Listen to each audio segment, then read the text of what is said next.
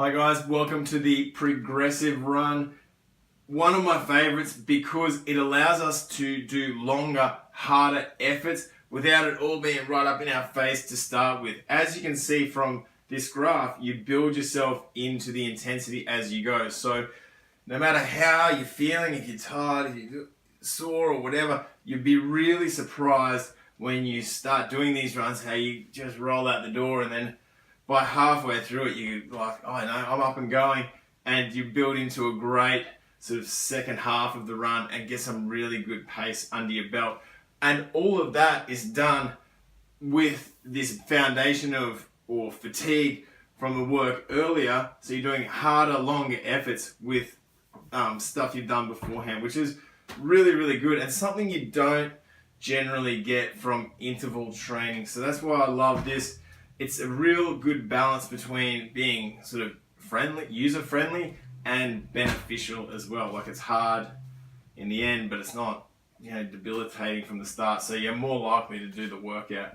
When I do a progressive run, by the way, some people call these decreasing, and if you think about it the other way, the paces would decrease as you run harder. I always look at it through the intensity scale, so they mean the same thing, it's just opposite.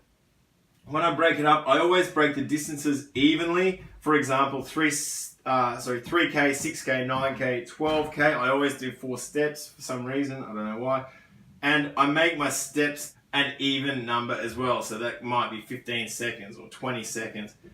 On the last one, depending on how tired you get here and how ambitious you were, you might not be able to hold the increase there, so that might be 10 or 12 seconds, or you might get to 15 and then drop off of it as you go, but that doesn't really matter.